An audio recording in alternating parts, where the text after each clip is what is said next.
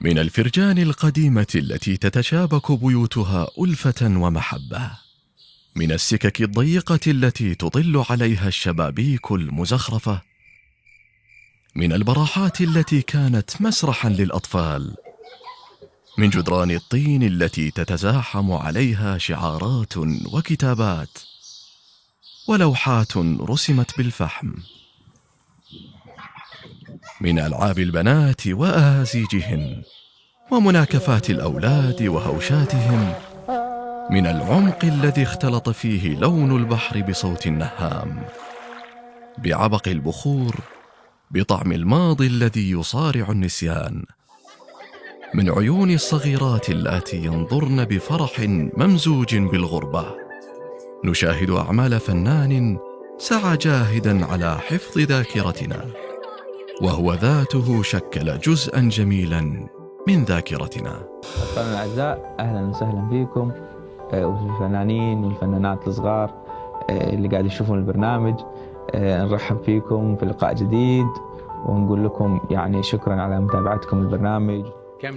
كان ينقش على الحجر ويسعى بجد إلى الارتقاء بذائقة الأطفال الفنية، يرتقي بإمكانياتهم ويرتقون بشفافيتهم وصدقهم بفنه.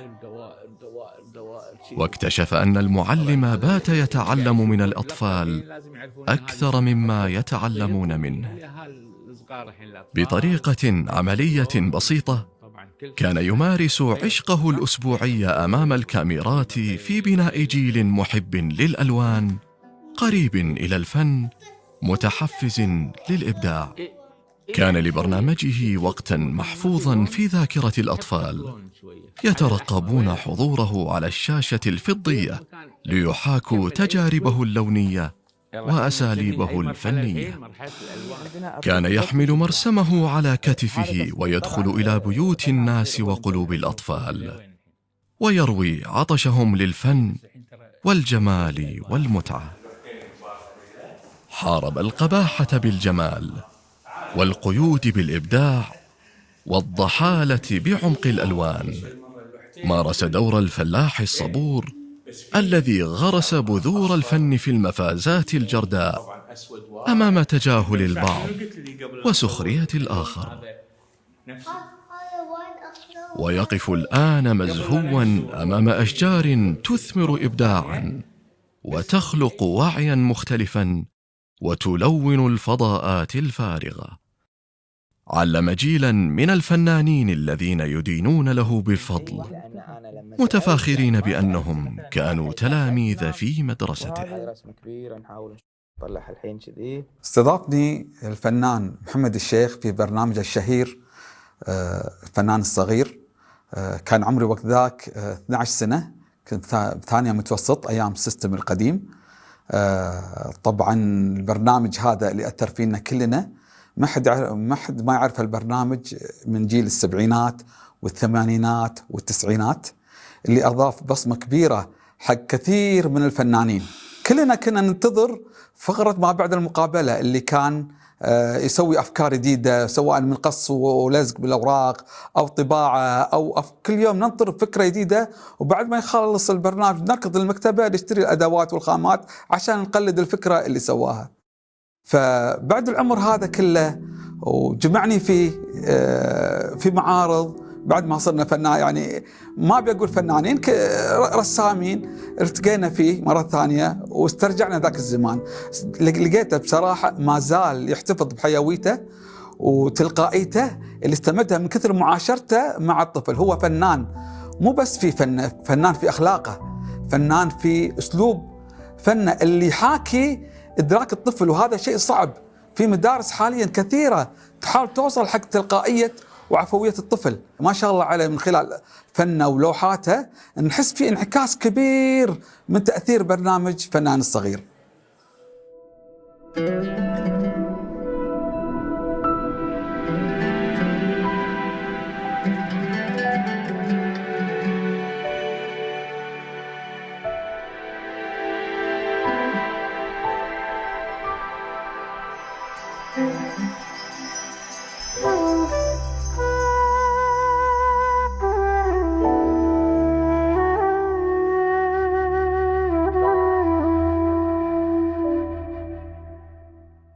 طبعا هو فكرة برنامج فنان صغير مو الموضوع كان متخصص بس بمجال الفن. انت تبي تعلم الطفل شلون يكون كرياتيف، شلون يكون مبدع، شلون يعطي قيمة حق شغل يسوي بيده. هذه نقطة جدا مهمة اللي كان متخذها الفنان محمد شيخ. ودخوله على المدارس في زمن بوقت كانت يعني ما كان في عندنا القدرات هذه الفنية الموجودة كذي، فكانت خطوة جدا قوية ان فنان كويتي يبرز فنانين شباب صغار. فلما نيه كانت بالنسبة لنا يعني شيء، لأن كنا نتابع كل الكويت يتابعونه. كانت فرصة حقي ان اول مرة احد يطالع اعمالي كشغل. يعني كنت ارسم حتى في، بس ما رسوماتنا كلها يا على الطوفة يا على الكراسات يا على اوراق على قواطي كلينكس. بس لما يجيك واحد فنان وتشوفه بالتلفزيون يجيك المدرسة يدخل، كنا مدرسة المأمون طبعا، ويقول انا ابي رسومات هالولد هذا وهالولد هذا يعني كان شيء جدا يعني كبير. أثر الفنان محمد الفارسي علي أنا كان وايد كبير. إن الناس قامت تشوفني إن أنا أرسم، الناس قامت تعرف العالم كله اللي بالكويت مدرسة. يعني عندي واحد ليومك يقول لي صدق أذكر مقابلتك، كنا قاعدين أنا ويا أمي وأهلنا وقاعد نطالع المقابلة مستانسين، يعني شلون أسعد موجود في التلفزيون فنان صغير. هذه لو كانت مكررة، لو كان في اهتمام حق البرنامج أكثر، شنو ممكن تتخيل أنه يطلع بالكويت من فنانين مفكرين مبدعين يؤمنون في الحرفة أو فكرة الرسم والإبداع والتصور والخيال.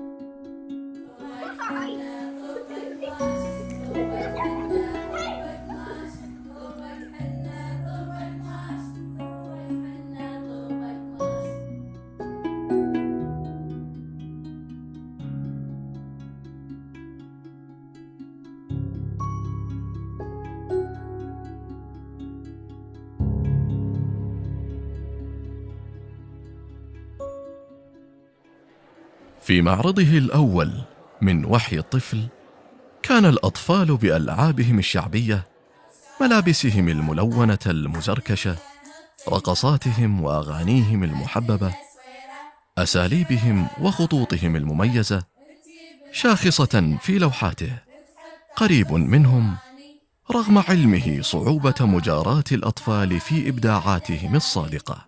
الملابس الملونة التي تغطي أجساد الفتيات، لعبهن ورقصاتهن شكلت عالما جميلا مختلفا ومميزا. لوحات بسيطة كانت تختصر المسافات بين الماضي البعيد وحاضرنا، الماضي الذي اختصره البعض في السفن القديمة والبيوت العتيقة. رآها الفنان في رقصات الفتيات ولعبهن وضحكاتهن.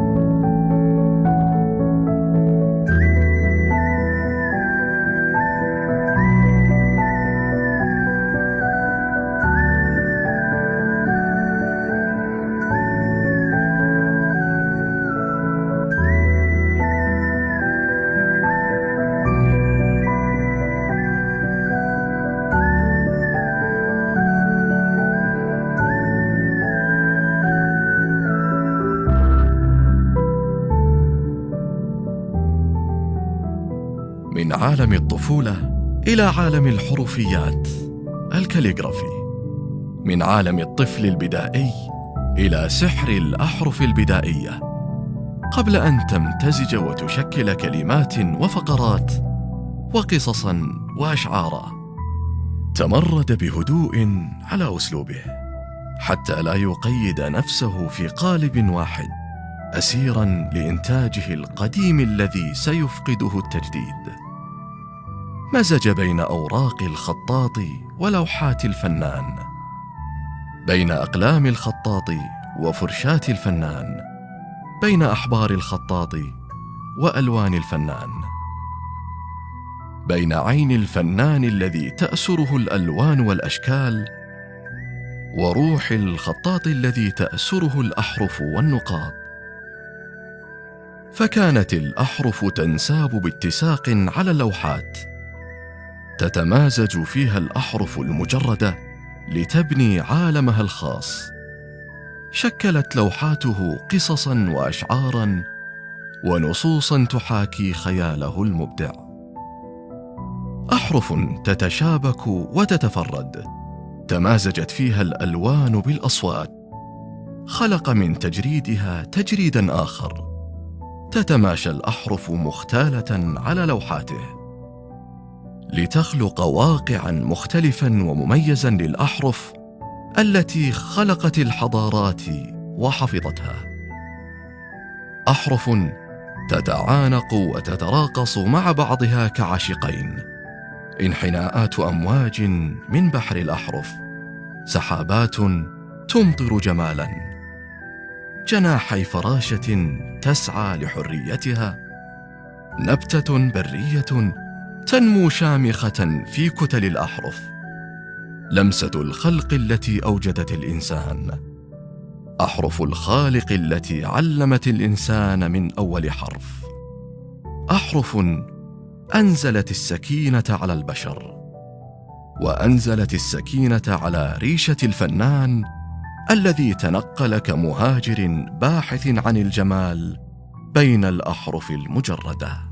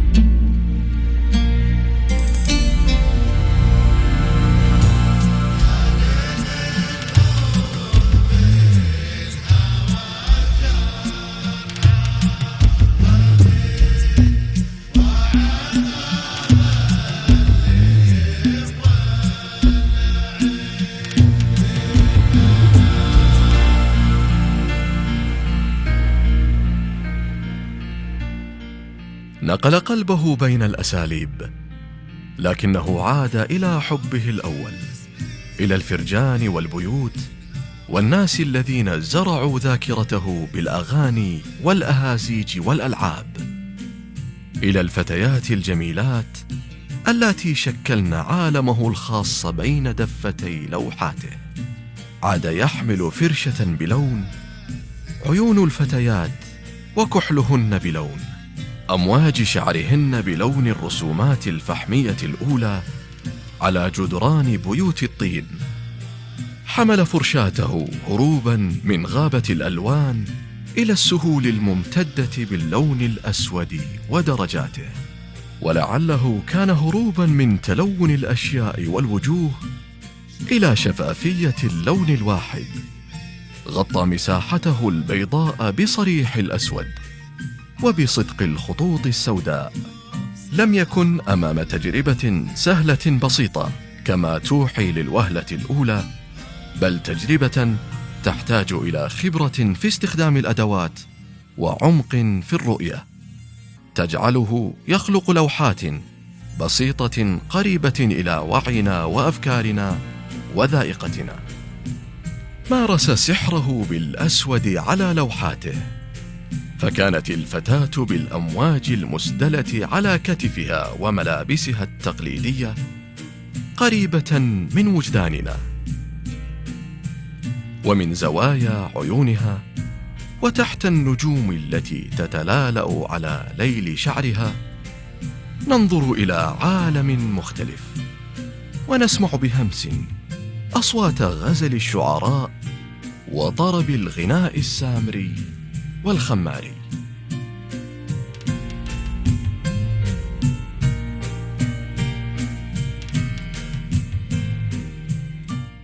نقف متسائلين، هل هي من قال الشعراء عنها عيون المها، أم إن العيون التي في طرفها حور، أم هي غابات نخيل ساعة السحر؟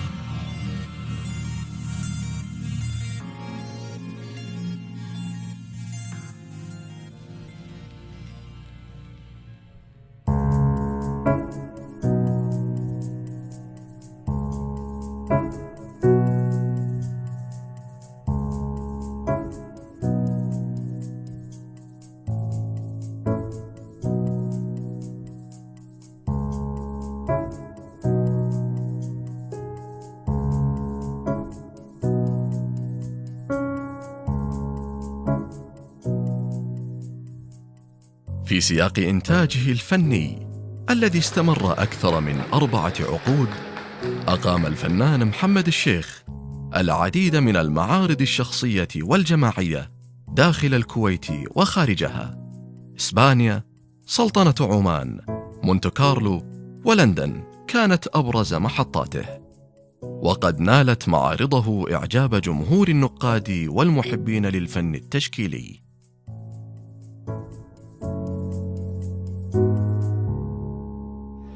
محمد غني عن التعريف بتاريخه الطويل في العمل، وهو اللي متبع المدرسة الزخرفية الحديثة اللي هي تبين لنا جمال اللون بالدرجة الأولى، ومن ثم العناية بالخط. التكوين عنده عالي، التصميم عنده داخل اللوحة المؤطرة بشكل جيد، يحاول دائما أنه هو يقدم الجديد حتى لو أعاد تركيبته وصياغته بشكل ثاني، ولكن يظهر على اللوحات بشكل جيد ومحبب وبأسلوب سهل قادر كل مشاهد ومتلقي أنه هو يفهمه ويتعلم منه الشيء الكثير.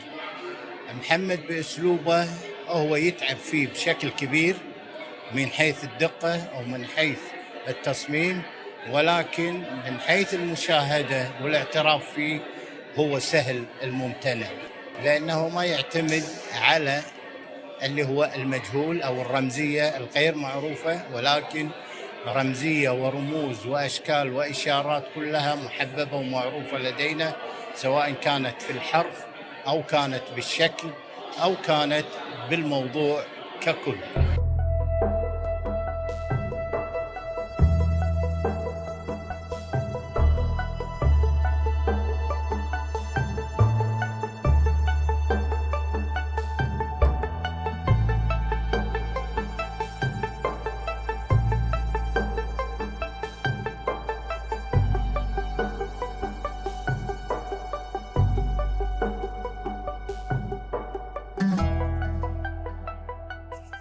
في جدلية الفن لأجل الفن أم من أجل الحياة، مال الفنان إلى أن الفن الذي يشكل صورة أخرى من الحياة يحاكي الواقع ويتمرد عليه، يعبر عن مكنونات وهواجس داخلية، وقد تكون صرخة في وجه فساد أو ظلم. الحياة بكل ما تمثله من تنوع وتفرد، هموم عامة وخاصة، وعي بالذات وبالمحيط الذي يعيش فيه، فكانت الجغرافيا التي تحيطه والتاريخ الذي ينتمي إليه حجر الأساس في رؤيته الفنية التي تتسم بالقرب من الناس، حياتهم وبيئتهم وأحلامهم وذكريات طفولتهم. الفن للفن والفن للحياة. ليش سموها جدلية؟ لأن اللي يبي ويميل إلى أن يقول الفن للفن ما لي شغل أنا بالحياة، ضد الإنسان اللي يقول لا والله الفن للحياة لأنه عايش معنا والفن يحيا معنا. أحيانا لما يكون الفن للفن يصادف أن هناك غموض يصير، يعني الموضوع يعني لما يجيك فنان وفي لوحة بيضة كلش أو لونها مثلا أي لون، وبعدين في نقطة بالوسط لونها أحمر، وبعدين يقول لك أن هذه تمثل اللانهائية أو تمثل العمق أو عدم الاستقرار، يعني كلمات كبيرة تطلق في هذا المجال.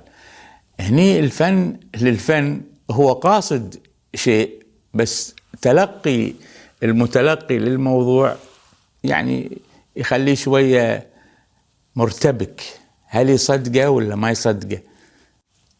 لكن لما يكون الفن للحياة يكون فيه ديناميكية أكثر، يعني ويكون فيها معنى أكثر. بيكاسو لما سوى لوحة الجورنيكا هذه في أثناء الحرب كانت فظيعة ويعني وفيها ضحايا وايد، فلما سوى اللوحة هذه يعني الأحداث اللي باللوحة موجودة أصلا في الحياة، واللوحة هذه جسدت ما كان يحدث في الحرب، وبعدين لقى المتلقي والله انفعل معاها، والمتلقي المحلي، وبعدين صار في متلقي عالمي، العالم كله انفعل مع هذه اللوحة. في فنان ثاني مثلا اسمه مانش عبر عن لوحة الصرخة. ليش الصرخة هذه التكنيك مالها ضعيف، ما فيها تكنيك قوي يعني، لكن المعنى اللي تحمله اللوحة معنى كبير جدا، وأيضا أصبحت لوحة عالمية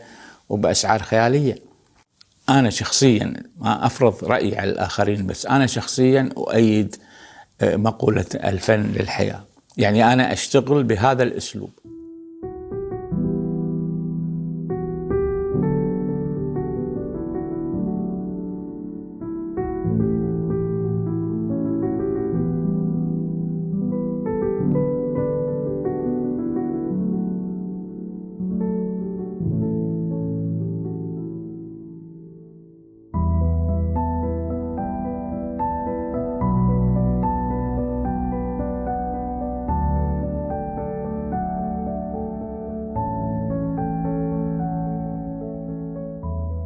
بنوع من الألم يرى الفنان محمد الشيخ إلى واقع الحركة الفنية في الكويت، ويكشف أن الفن يواجه معضلة حقيقية ومستقبلا مبهما في ظل مؤسسات لا تقدر الفن ككل، وليس فقط الفن التشكيلي. أنا ما أقدر أنفي أن ماكو تشجيع في الدولة والقطاع الخاص، أكو، بس على استحياء خفيف. الدول المتقدمة حاطين في بالهم موضوع تشجيع القطاع الخاص، والدولة حاطين في بالهم تشجيعهم للفنان التشكيلي تشجيع واضح وملموس، مو يعتمد على المزاجية ويعتمد على أحيانا وما في ميزانية وما في ميزانية. الحين القطاع الخاص لازم يشجع الفنان التشكيلي، لأنه هو القطاع الخاص قاعد يعمل في العمارة والبنيان والمولات هذه كلها أشياء دول المتقدمة يقتطعون 1 أو 2% أو 1.5% من التكلفة لشراء لوحات فنية وأعمال فنية، سواء منحوتات أو لوحات مسطحة. هذا هو الاهتمام. إذا بغينا نتكلم عن الاهتمام والتشجيع، يكون شيء أساسي لا يعتمد على المزاجية ولا يعتمد على الأحيانا. يعني أحيانا ينشط الموضوع والناس يونك، وأحيانا لا ينسونك. كيف يتم الإنتاج؟ يعني شكل الإنتاج راح يكون شلون؟ عبارة عن لوحات متكدسة فوق بعض محطوطة في المخزن عنده مثلا في مرسمة، ما حد يشتريهم، ما حد ياخذهم. طب وما ينتج، خلاص انتهت العملية بالنسبة له. لازم يتصرف الأعمال هذه، لأن هذه الأعمال في الوقت الحالي يمكن الدولة ما تنظر لها ذيك النظرة، لكن بعد مرور الزمن لا يصبح لها قيمة. والدليل على ذلك أن أي فنان بعد ما الله يرحمه يتوفى يبتدون الناس يهتمون، يلا خلينا نكرمه، يلا خلينا نشوف لوحاته، ويشوفون عياله ويسألون بنات عندكم لوحات، الأصدقاء عندكم، طب ممكن تكرمونه وهو حي.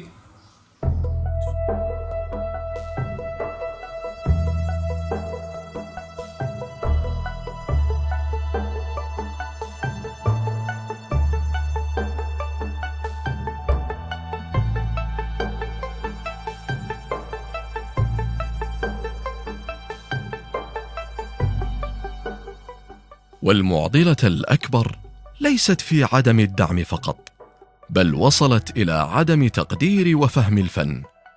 وماذا تعني اللوحات الفنية؟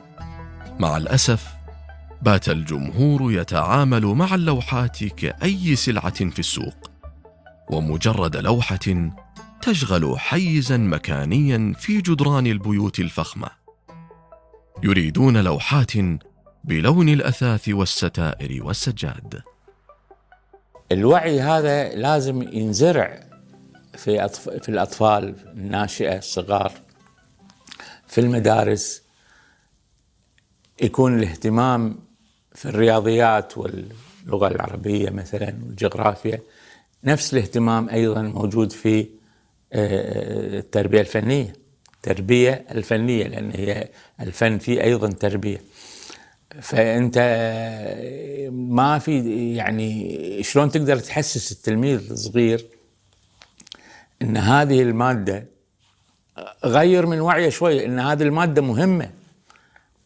حتى في الحوار بين الأبناء والآباء يقول الحصة الثالثة والرابعة إيش عليكم؟ قال لا علينا رسم. يعني هو لما يقولها كذي، أو يعني نبي حصة احتياط عشان نبي نغوي الرياضيات، في حصة الرسم، اخذ الرسم يعني، أو اخذ الموسيقى. تدري إن إحنا وضعنا بالكويت إن إحنا الفنان يسوي معرضة ويتعب في الدعوات ويأكد بنتي ولا من جاي، ولا والثاني يقول والله ما. إحنا قاعد نجيبهم قصب، ولو يصير ناخذ معرضنا ونوديه بيتهم إحنا حاضرين، بس ما يصير. الثانيين لا، الثانيين يقرون البروجرام هذا، وين هالمعرض، وين يروحون يوقفون طابور، وانت تدري رايح وشايف. الوعي هذا هو اللي يخليك انت ترتقي. ماكو وعي شلون ترتقي يا اخي؟ انا في واحده قالت لي عاد محمد كلها تسوي معارض ونيك وخذنا منك، يعني كافي يعني موضوع عدد، يعني مو موضوع فن لقيمه. وفي واحدة ثانية قالت لي عشان أراويك ثقافة المجتمع، شارية مني لوحات فيهم بنات جميلين جدا، كانت تقول لا يصير أغير هذيلا، تاخذهم وتعطيني بدالهم 2 حروفيات. أنا قلت له كل واحد تامرين أمر يعني. غيرت. ليش كذي؟ كانت تقول لي هاي بنت خالتي ما أذيتني ويا بنات عمي لا وحرام وما حرام وما شنو، فنبي ما كل ساعة يقولوا لي ما ندش ما نيجي عشان حرام حاطة بنات وما شنو. زين هذه عقليات ناس. ويتحدث الفنان الشيخ باستغراب حول محاولة الزج بالدين في مواجهة الفن، وتحويل اللوحة الفنية أدوات شيطانية، رغم أن الفن نما وترعرع في التاريخ الإسلامي على أبواب المساجد ومنائرها وقبابها المزخرفة. إنه سمو إنساني، لا انحدار وانحراف أخلاقي، ولا يوجد هناك صراع بين الدين والفن، بل صراع بين عقليات تحاول أن تهدم كل ما هو جميل وراق بمبررات الدين تارة والعادات والتقاليد تارة أخرى.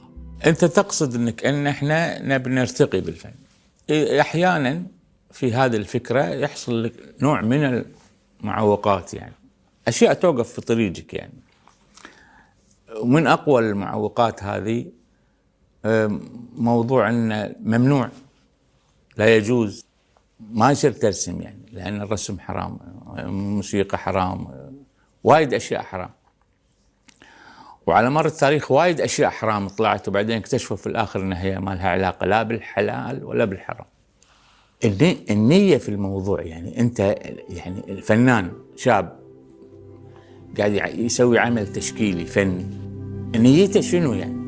الارتقاء بالمستوى الفني، نيته إثراء الحركة التشكيلية، نيته أنه يتدرب على الإبداع والفن والارتقاء، يدخل مسابقات، يسوي بصمة في الحياة عن طريق الفن والرسومات.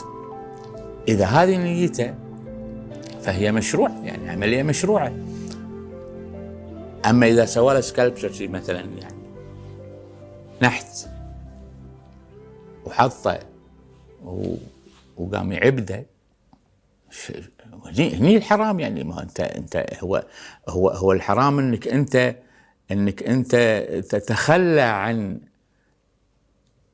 عن مبادئك وعن مفهومك للدين، وتبتدي تعبد الشيء اللي انت سويته. يعني كانوا يسوون تماثيل من تمر وذياعة وياكلونها، يعني مو مشكلة.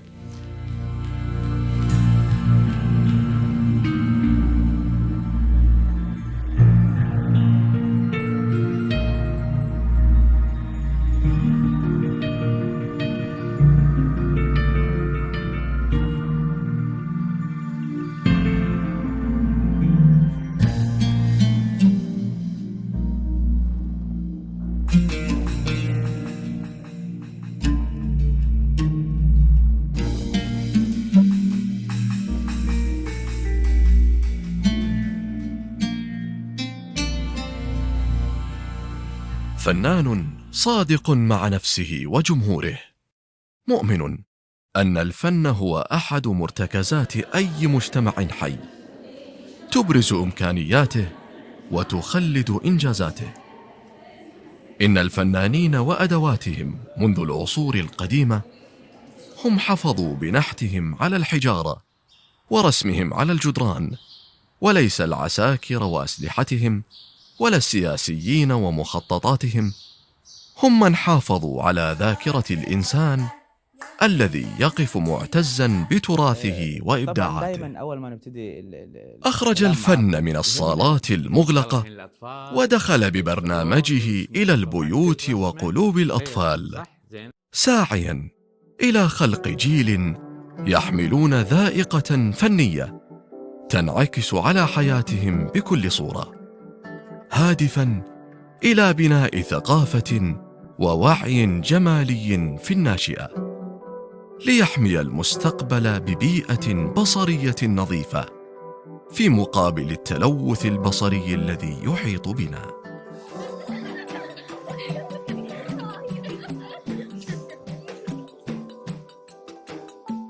إن البذرة التي غرسها في نفوس الأطفال صارت شجرة تظلله، متأملا يوما ما أن يرسم كطفل بصدق وشفافية وبلا نفاق.